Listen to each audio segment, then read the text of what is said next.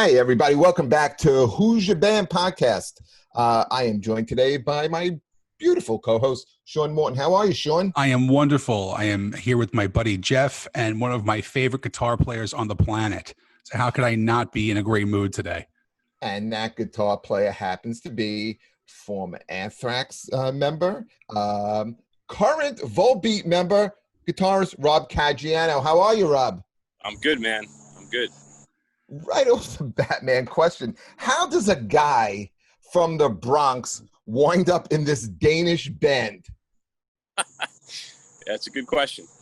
Yeah, I don't know if you've heard this. I'm sure you must have heard the story before, but yeah, I mean, I'd been friends with the guys since probably 2010, I guess.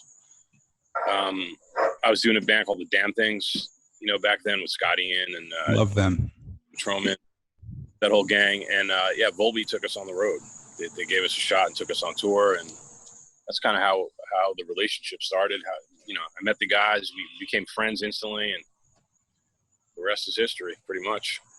See, and the thing I love about seeing that success is, I've talked about this before on this show, but you don't give a shit. But I was in a band back in the day. So back in the day, we would always go to these local shows. Now I'm from Jersey. So the first time I ever saw you perform was with Boiler Room. Okay. So that's going back 20 years? Yeah, something like that. That would have been. And that was kind of like during that whole new metal phase that rock and metal was going through. Right. But it was just so cool seeing that scene blow up. There was so many great bands that came out of that scene. You guys, El Nino, the Step Kings, all this local New York, New Jersey based bands. Bringing back a lot of memories. Right. Like I had the connection with El Nino and the Step Kings because in my rehearsal studio, we shared the back wall. Okay. So like they would always get pissed off at me because they were like crammed into this tiny little 10 by 10 room with two bands. And I had this monstrous loft behind us for a no-name shit band from New Jersey. Right. So they would always bust my balls. So what I would do is when I knew the Step Kings were playing in there, I would start playing one of their riffs on the guitar and they would start banging on the friggin' wall saying, that's our fucking song, just to get. But that scene was so amazing, man. And one thing I wanted to ask you, Liz, did you go to school for recording engineering? No. So what was the first band that you actually went into to record? Oh, I mean, that's an interesting question. I've always kind of been, I don't know. I was always really intrigued and infatuated with like recording studios and gear and stuff like that. So when I was younger, I used to work at a music store. Which music store? It's in Yonkers, New York. It's actually spelled with a Z, M-U-Z-I-C, the music store. And yeah, a lot of times I would not take a paycheck. I would just kind of work for gear. And I would just take some gear home, and I put a little studio together. Smart. Like back then it was ADATs, Tascam stuff, and sure. Put a little rig together, and I started recording some of my own ideas, and then that led to recording some of my friends, like local bands and stuff like that. And it just kind of got more and more involved from there, and I ended up recording the Boiler Room demo that actually ended up getting us a record deal.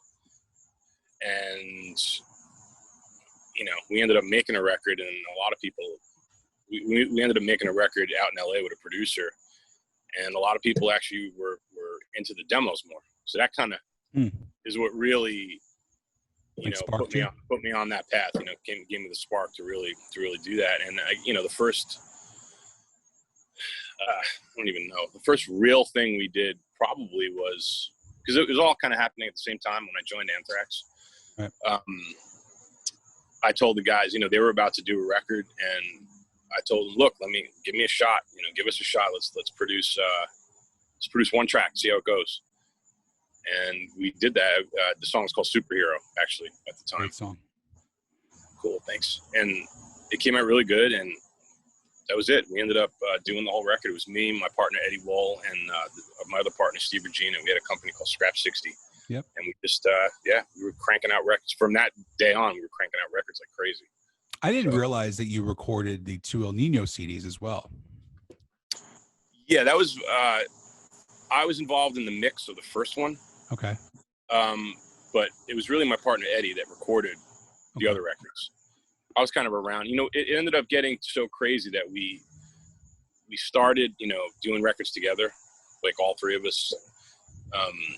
And it ended up getting so crazy that we had to split up, and, we were just doing too much work.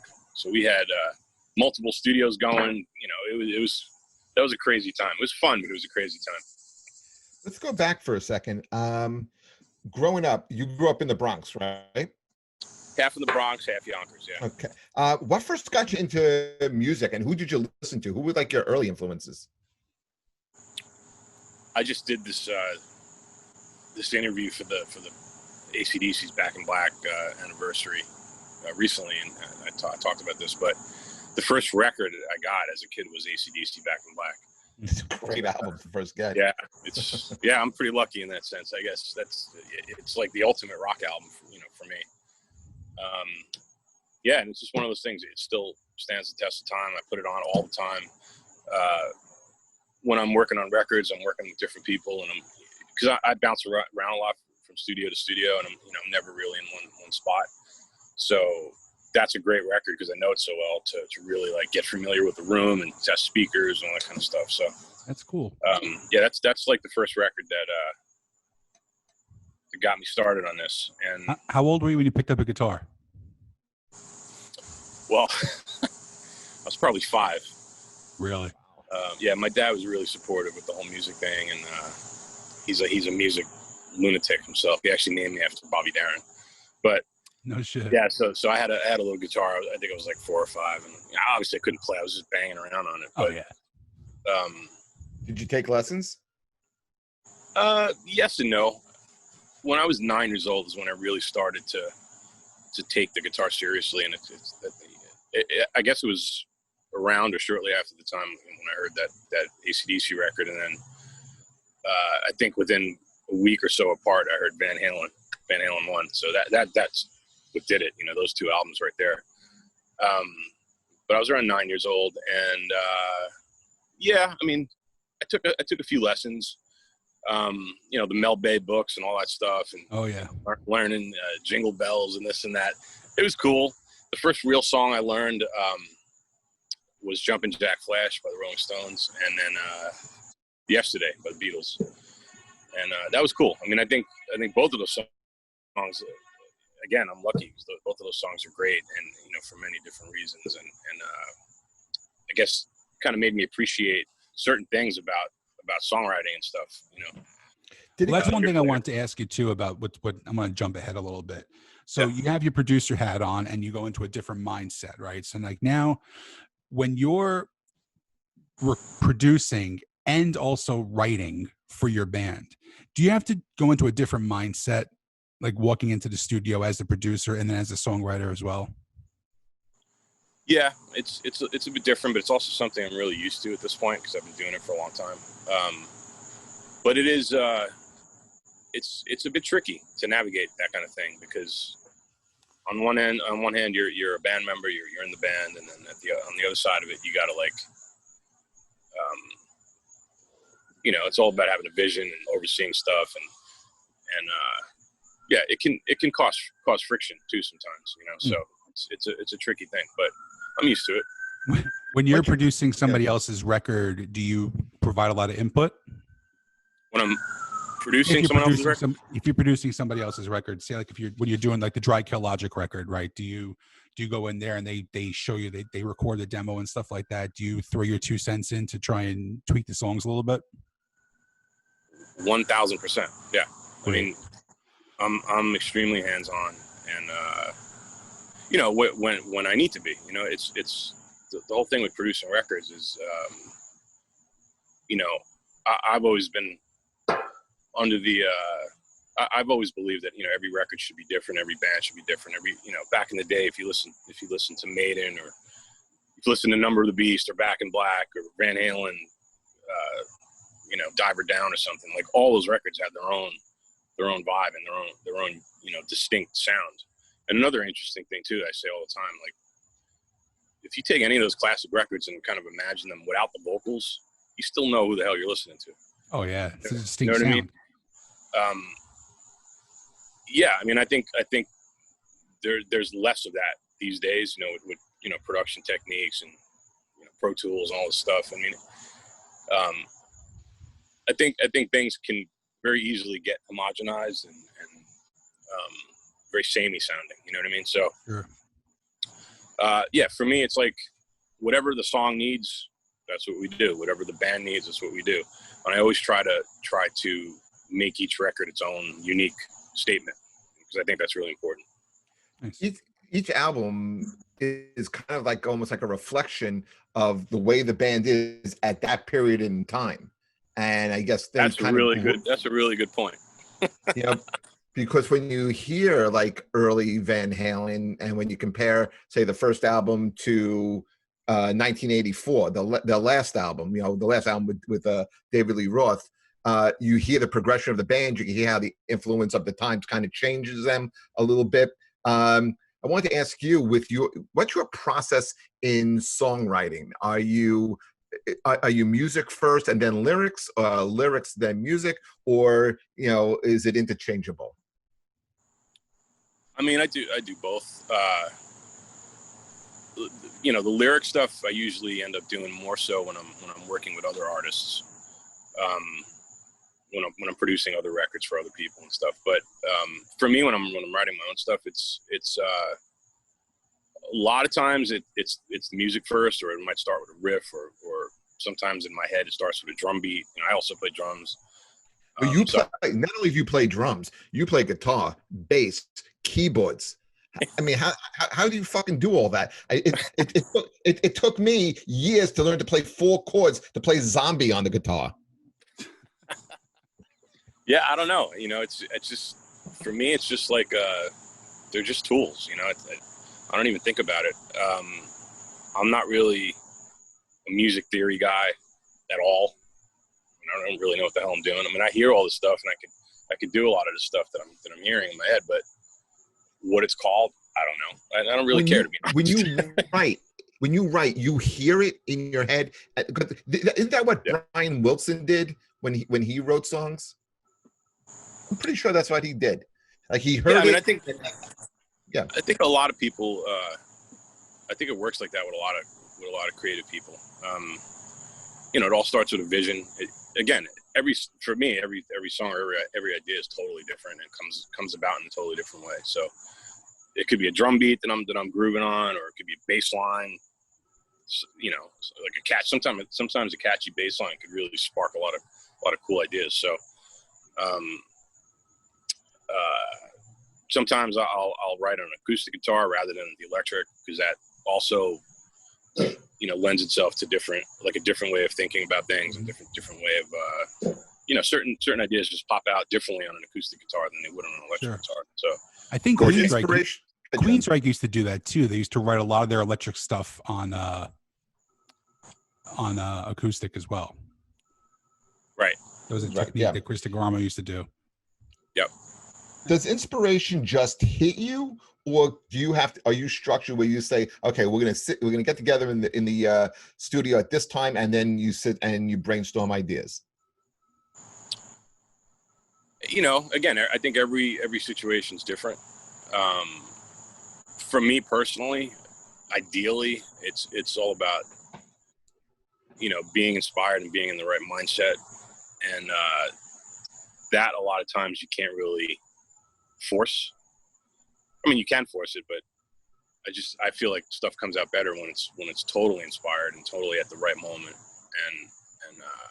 And again, that can happen at any hour of the day for me. So when something hits you, do you have your phone with you at all times that you're going to jot it down? Like, because Sean and I are both comedians, and like when something happens, when we see something, I always used to either have like a recorded device, or I always have a piece of paper and a pen with me. And as soon as I see something, I'll write it down, because you don't want to lose that inspiration. Right. Yeah, I do. I record little ideas, and I hum little melodies and stuff on my phone all the time. So that's actually a really cool thing. Tommy Lee did that when he was in jail. He would call his answer machine and he would sing into his answer machine. Really? Yeah. That's great. That's a great idea. I want to talk about one show in specifically now. Growing up from the Bronx. First of all, I hope you're a Yankee fan. Number one. Yes. Okay, thank you. Because Jeff's a Mets fan, and I hate him for that reason. Yeah, that's the reason why he hates me. There's multiple reasons, but that's close to the top. The Big Four show. I'm just going to ask about that. Yep. Growing up in the Bronx, being a Yankee fan, now being in all these bands, you're playing guitar, you're playing in all the other bands before that, you start making it, you join Anthrax, right? What kind of feeling is that to play at Yankee Stadium? For me, it was unbelievable. It was crazy. It was completely over the top. I don't know if you know this about me, but I was also a baseball player when I was a kid. Little league, and I loved it. What high school did you go to? Morton Prep in the Bronx. Oh yeah. I know Jesuit school. Yes. Yeah. I went to St. Peter's Prep, another Jesuit school as well. Oh, okay. I didn't play baseball. I ran and caught the bus. We used to play against Ford and Prep in football. Yep. So that's pretty cool. So, what is you've had shows where you've played in front of hundreds of thousands of people at festivals and things of that nature, but how nervous were you for that show? Now, this is one of those shows in my life that I really can punch myself in the dick for missing because I had to work. Okay, right. I had to work. I missed two shows that I am forever going to be pissed off about. That's the one, and when Damage Plan played at Starland Ballroom 4 days before Dimebag was shot. I missed that show as well to watch a wrestling pay-per-view. And you missed the Prince concert. And Prince, well, yeah, it's another story itself. But what kind of it's such a weird feeling for me because I know you had to be in a different mindset that day. Yeah, I mean, to be honest, if for me, and I think any other musician will say the same thing. The hometown shows are always the most stressful because that's all the family members and friends and people you haven't talked to in 20 years. They want to come to the show and get on the guest list and all this stuff. It's pretty stressful. So that day was extremely stressful, probably more so than usual, just because of how big that show was. And but yeah, I mean, it's not like a nervous thing. It's just there's a lot of excitement, a lot of adrenaline. Sure. For me, one of my dreams, from when I was a little kid, was to play Madison Square Garden. I still have never played Madison Square Garden. However, I did play Yankee Stadium, so that actually might even trump. I think you kind of got that one beat already. Hey, when you're in that Big Four tour, did you get a chance at any time to jam with the guys from Metallica? Every night. You were on stage with them and played together. I missed that tour also. Every night. That was one of the coolest things about the show was, towards the end of the Metallica set, they would call up all the other band members from the other bands, and we would jam. We did like Am I Evil, stuff like that, and it was epic. It was incredible. Really, really amazing experience. Yeah. Great memories. So you leave Anthrax, and that was what, in 2003? When I joined Anthrax, you mean? You joined Anthrax 2003. Yeah. And then you go in to produce this Volbeat record, right? So you did was it Outlaws? Outlaws is the first one that you did, right? Yeah. Outlaw Gentlemen, Shady Ladies. Yeah. I always I have a friend who I've been going to concerts with for 25 years, and we had this ongoing joke that I had to bring up to you, and we called it the Caggiano effect. It's a true story. It's a true story. We're diehard Anthrax fans, and for me, I always preferred the John Bush era, over the Belladonna era. But when you joined the band, the sound changed, and it changed in a better way. Cool. Yeah. I wasn't gonna throw you under the bus with this one, okay? No, even with worship music, the sounds were completely different than the other records. So when you're coming into Volbeat, now Volbeat was one of those bands that, you know, kind of stayed under the radar for a little while. If I mean, in my opinion, I saw them out in Vegas. I think it was 2008 or so, opening for Metallica with Machine Head, Right. and they were the opening band. I think it was right when the cover "Only Want to Be With You" was really catching steam. You know what I mean? And I can remember watching them going, "This band's going to be fucking gigantic." You know, it was that circular stage, and everybody was just really friggin' into it. And they had a very distinct sound. And then you come over into the Outlaws record, and I felt like the sound shifted, and again, in a great way. Now, did you do a lot of writing on that album? I did a little bit. I wouldn't say a lot. I mean, that was the first thing, you know, we had done together. So, you know, obviously I was new to the whole thing, but you know, we vibed a lot. Michael and I vibed a lot, and we ended up collaborating on a couple things. I think the first song we jammed on together was "Lonesome Rider," actually. Okay. Yeah. How different is it going from Anthrax to Volbeat? Do you have more creative input into the band? Do you, when you join a band that's already established, like Volbeat was, you know, those guys were together for a little bit. Do you have to kind of like take a back seat, and you know, you're a little like you're the new guy, so you're shy? Like, you know, how do you make that transition? I mean, it was pretty seamless. You know, like I said, we were all friends for You didn't feel weird at all? No, not at all. I mean, people ask me all the time, like stylistically, like guitar playing wise, if it was, you know, how different is it to play with Volbeat than Anthrax or whatever. But for me, it's just, you know, I never even thought about any of that. It's just I do what I do, and it seems to work really well with Volbeat. And you know, it's just the way I approach the instrument. I think complements what those guys are doing, and vice versa. You know what I mean? I just think we kind of play off each other. They've been one of those bands that always has a very, and this is one of my favorite things in the world. Jeff knows this. I love cover songs. I'm a huge fan of cover songs. Now they do Only Want to Be With You, My Body, Battleship Chains. I mean, I never would have ever thought anybody would cover a Georgia Satellite song. Great cover. Right. So that's a great tune. Here's my question to you, though. The band comes to you and says, "We're going to do another cover for the next record. We want you to pick it. What song do you pick?" Great question. Man, there's so many.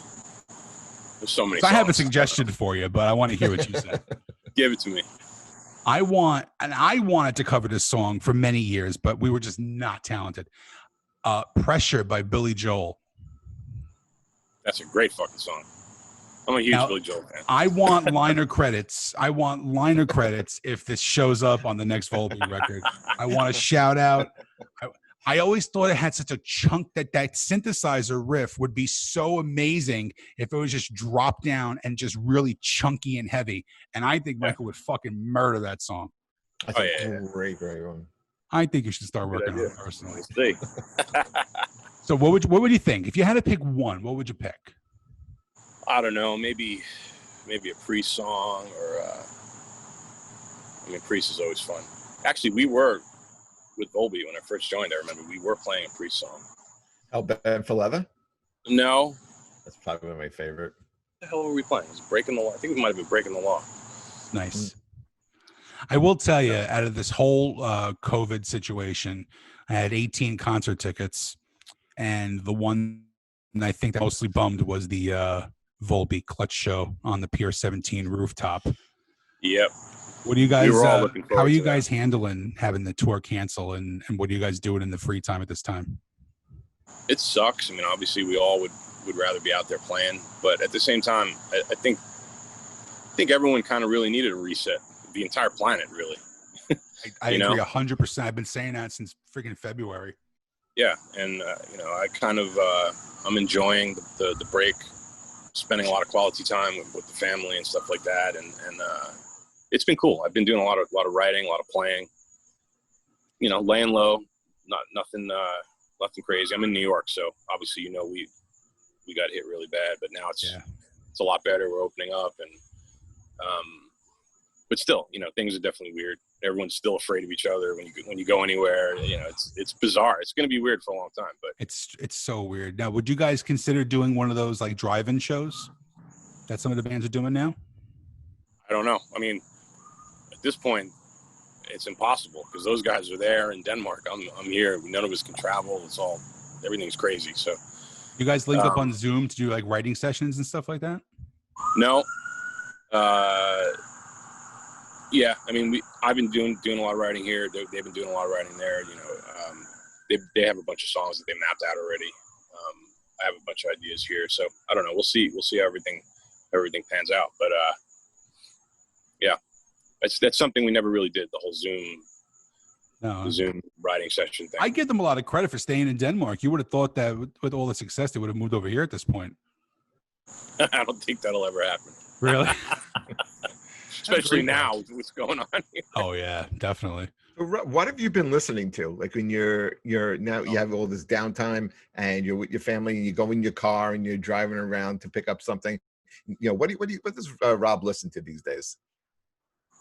I'm definitely a music junkie, and I listen to a wide range of different stuff. So for me, it's like I go in phases. I was really into a lot of like, I guess it makes sense, but right at the start of this whole pandemic, I was really into a lot of extreme metal stuff. Okay. Bands like there's a band called Ulcerate.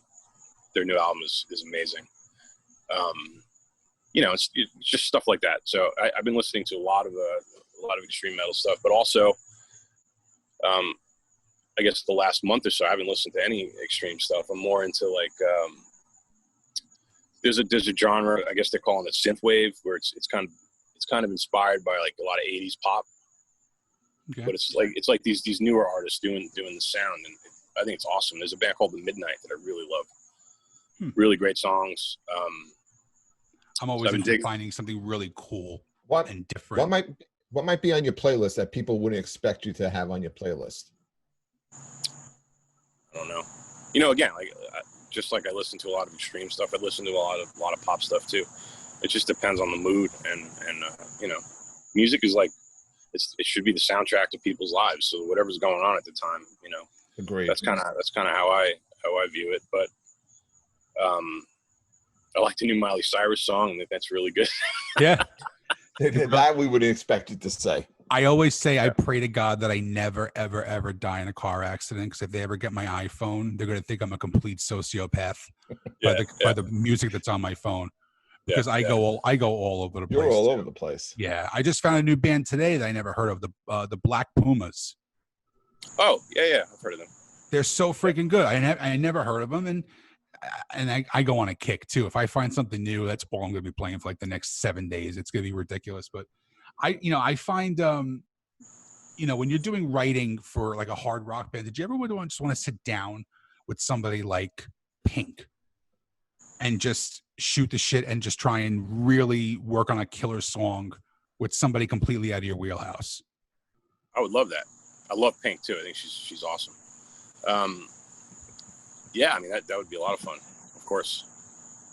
Who's the one person that you've worked with that no one would ever imagine that you worked with? There's two. Bruce Springsteen. Oh, that's right. Didn't you go in the studio and produce something with him? Yeah. He invited us to his house in Rumson, New Jersey, which it's like his studio house. He owns many houses, obviously. Yeah. This was his studio house, and where he does pretty much all of his stuff these days. And yeah, that was pretty amazing. Great experience. Great guy. What a great guy.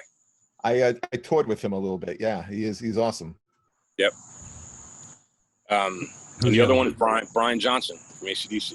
No shit. Yep. Yeah, well, that was going to be my other question for you.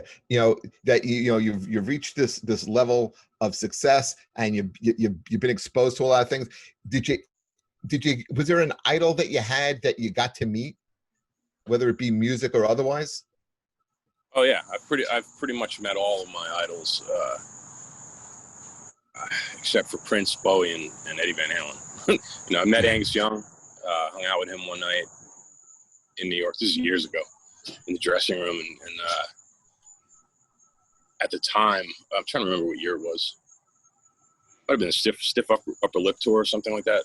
I guess they played the Garden, and I guess Angus was using a new amp or something that night. I don't totally remember, but we were talking about, his guitar sound and this, and he was just so like, he really cared what I thought of his guitar sound, which is completely insane to me. That's great. But yeah, he was really cool. And that was the first time I met Brian, actually, too. Great guys. Really, really, really funny guys. How small are they? How small? What's that? How small are they? They're pretty small. What did you think of the whole of Axel filling in for AC/DC? Did you get to see any of the shows? Well, the crazy thing is, I don't know if you guys knew, but I work. I mean, you guys are comedians, so Jim Brewer. I actually produced the Jim Brewer album, and I wrote pretty much all the music on it and stuff like that. But Brian was singing on the record. He was supposed to do a guest spot on the record, and so I wrote a tune for him. It's called Mr. Rock and Roll. And anyway, so we went down to Florida. I cut his vocals. I mean, that's an amazing story in and of itself. But that was literally right before that whole thing happened with AC/DC, and Brian was out and Axel was in, that whole weird moment there. But yeah, that was the last thing he did before all that stuff happened. I mean, I think he's back now, from what I'm hearing. He is. It was so. I gotta tell you, I had gotten a friend of mine works for the rock station up here in WDHA in Jersey, Mm-hmm. and he was like, "You want to go see Axel perform?" Knowing that I'm a Guns N' Roses fanatic, it was one of the coolest and also most bizarre experiences I ever saw. Yeah. Because it was so cool that he could actually pull it off. But AC/DC is one of those bands that, Brian Johnson is such an integral part of that band. Oh yeah. And it was kind of like I don't want to say hearing like a super group, but it was more of like a really fucking awesome cover band. You know what I mean? Like having like a great band that having just a fill-in singer. It was such a bizarre experience to watch as a fan of both bands. Right. Very strange. Wasn't there talk of him actually filling in permanently for AC/DC, or at least taking it on the road for a couple of years? To be honest, I don't really know. I was kind of boycotting that whole thing. Did you really? It's not really AC/DC to me. Yeah. But I did see videos, of him singing the stuff, and he actually sounded really good. I will tell you, we didn't stay for the whole show. Right. We didn't stay. Well, it's interesting. We Volbeat, we played Coachella a few years ago. It's right when I guess Guns N' Roses got back together, and they were doing these reunion shows, and they were headlining the festival the same day. We were headlining a different, like a smaller stage, and they were headlining the main stage, and we watched, or I watched most of their show, and then we had to leave. But if I had known, as soon as we left, I guess they called Angus on stage. Oh, and wow. That would have been my chance to hear that, but I missed it. Hey Rob, how would you categorize Volbeat's music? I mean, Rock and roll. they're not just heavy metal, right? No, it's a rock and roll band. It's a rock and roll. There's many I was different. trying to turn someone on to Volbeat. Yeah, there's a lot of different influences. There's rock, there's punk, there's. Would you say rockabilly's in there too? Yeah, absolutely. Yeah. Like Radio Girls, almost like a heavy metal rockabilly type of song. Yeah, I love that song. I will tell you, my two favorite tracks on the last record are definitely Pelvis on Fire and Die to Live. I think that they are just two totally different tracks from that band from 10 years before. Did you how is the writing process with Volbeat? I've always wanted to know that. Like, do you guys sit in a room and just jam shit out, or does one person just come with an idea and you guys roll with it? Again, it's like every song I think comes about in its own way. So, there's no set formula. And obviously I can only speak on the, about the Volbeat records that I was a part of. But the last album we did quite a bit of jamming in the rehearsal room, a lot of pre-production, hashing out ideas and arrangements and trying things and throwing things out and, that kind of stuff. And we ended up demoing a bunch of stuff as well before we actually went into the studio. But yeah, again, every song comes about in a different way. A lot of times, when I'm in Denmark, I'll put some demos of some ideas together in my hotel room, and I'll map out a whole song and then give it to the guys, see if they dig it. If they do, then we'll work on it and tweak it, change it, whatever we want to do. Sometimes Michael will come in with just a riff, and then we'll jam it and turn it into a song. Sometimes he comes in with a full song. So it's like every song is, has a different story, really. See, one of my biggest influences musically in my life was my mom, and because she was a huge country person. So my uncle was the other one who was the rock and the metal and stuff like that. And I had a very weird experience with my mom twice in my life, and it's been over the past 5 years. And you were involved in it. And I hate to say, yes, you were involved in it. We're driving one day, and I'm in the car, and I say to her, and I usually put on country for her and whatever. And she just looks over to me and she goes, "Can you play Five Finger Death Punch for me?" So that's a little friggin' weird when your mom's in her 60s and wants to hear that. So then the next experience is I have to take her car for an oil change. And so being the good son that I am, I get to her car, and I see in the passenger seat is your CD. Really? My mom is 71 years old. And she is madly in love with your last record. Oh, wow. That's awesome. Like, it's the strangest thing. She's a cool chick. I will say this. And this is totally unrelated, but I want to meet her. You'll understand what kind of cool chick she was when I say this story. So she loved Godsmack. So we take her down to the old Showboat in Atlantic City. Mm-hmm. So at the time, my friends were in a band called Dropbox. Right. Oh yeah, I remember those guys. So it was El Nino, Dropbox, and Godsmack. So I get down there, and she's like, "I can't wait to see Godsmack," and she loved voodoo. Right. This is 20 years ago. She's all about voodoo. Right. So we take her down there, and she walks into the place, and she's horrified because she doesn't realize she's never been to one of our shows where you're all standing. She's used to country shows where you have your little seat, your assigned seat, you sit there, no one stands up. So she goes, I can't stand for this whole time. So I had to get the bass player from El Nino, Laz.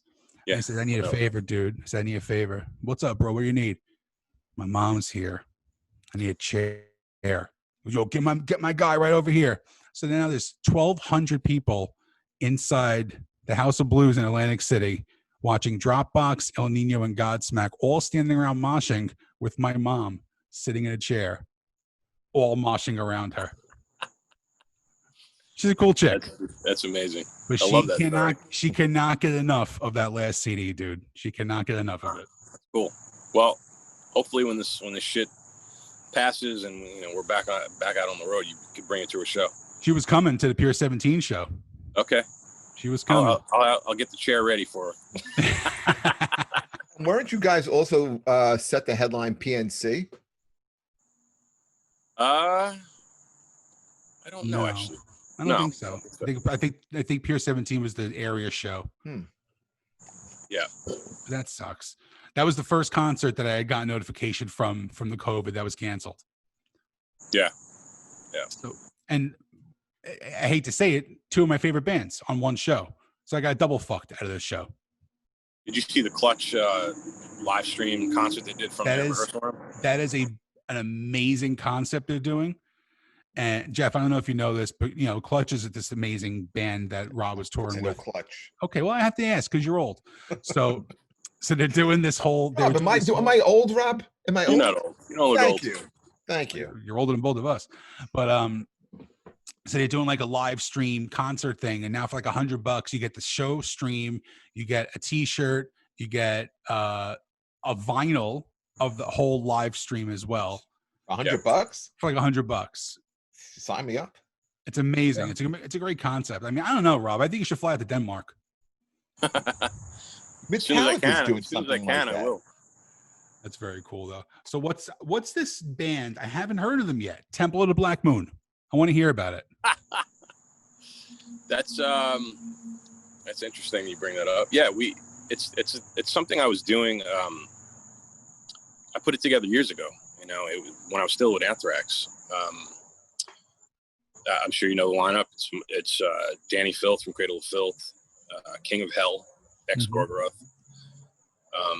John Tempesta from The Cult, who's one of my best friends. One of the greatest drummers to ever walk the face of the earth.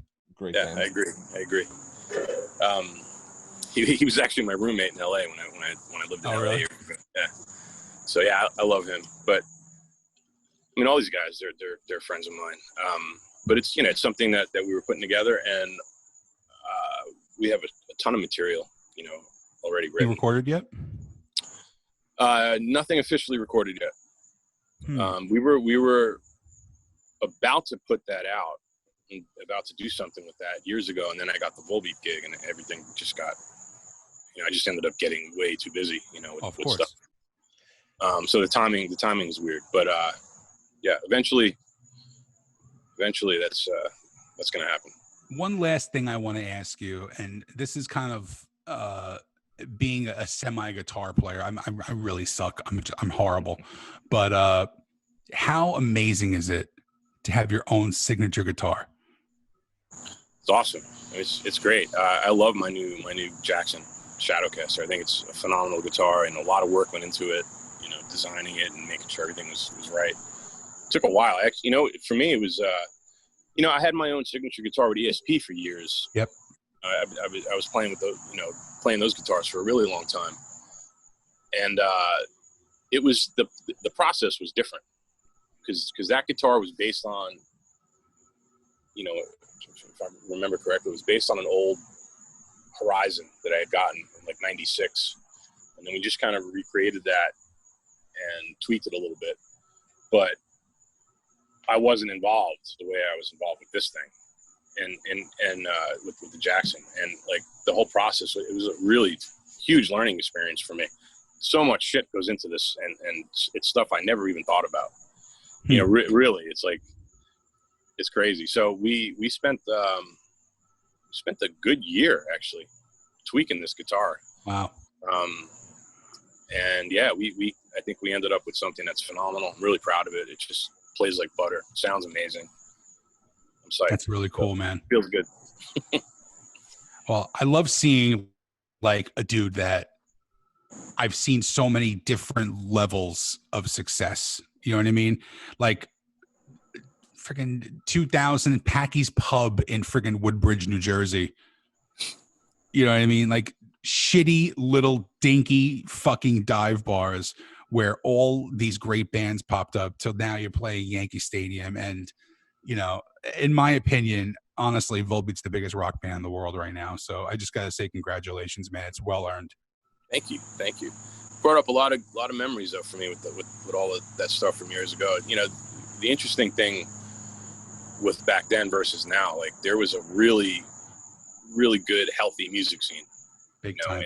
In New York and Jersey, and I guess like all up and down the East Coast, really, for that matter. But right now, it doesn't exist. No, it really rock and roll is becoming almost like a niche music. I mean, New York has turned into such a weird city. I mean, you can't if you're an artist, if you're an up and coming band, you can't afford to be in the city. No. Not only that, there's no place to play. All the venues closed. Right. I mean, we played the Continental and Coney Island High and the Wetlands, and Coney Island High was awesome. I love that. Amazing place. Arlene's Grocery, all these amazing places. Where are they going to do this now? There's nowhere for that now. I mean, my buddy Jesse Mallon, who is he's the guy that I was producing his record that Springsteen was singing on. He's an amazing singer-songwriter, but he's like, we call him the mayor of the Lower East Side. He kind of owns. He's got his hand in a lot of different bars and venues and stuff. So he's trying to keep that alive. He was part of Coney Island High back in the day. He's got a new place called Bowery Electric, which is kind of a small venue, but it's not the same. It's not the same. It's right by where CBGB's was. Exactly. Yeah. It's not the same capacity. It's not that kind of a venue. But I mean, they do have shows there. It's just a little bit different. In fact, I just saw something about Barry Electric that they are trying to hold some fundraisers and stuff because everything that's going on, these places are losing money and they're in danger of closing up. Completely.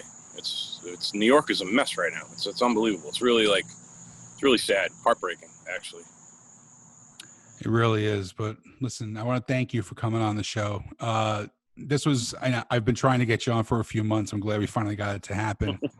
And Cool, listen, the next Volbeat record, I want to see Pressure by Billy Joel. We'll see. I'll bring it up. It's a great song. I love that song. Awesome. Well, thank you for your time, Rob. Got it, man. Jeff, anything? Yeah, listen, same sentiments that Sean said, man. You're an unbelievably nice guy. We appreciate the time, and your music is, it spans out. Like Sean's mom can listen to it, and my kid can listen to it as well. And the thing is, like, you guys are not pigeonholed. That's why I asked you the question, how do you describe your music? And it's really hard to kind of describe. It's just really, really good. So we really appreciate you coming on, and continued success. Thank you so much. Thanks for having me. Keep singing, brother. Rock and roll. Later, man. Take care, everybody. All right. Hey, listen, guys, we are back next week. We have another great guest ahead. We have comedian Jim Florentine coming on the show. Stay tuned for that. Sean, great guest, man. That was a great episode. Absolutely. Had a blast doing it. And, on to the next one.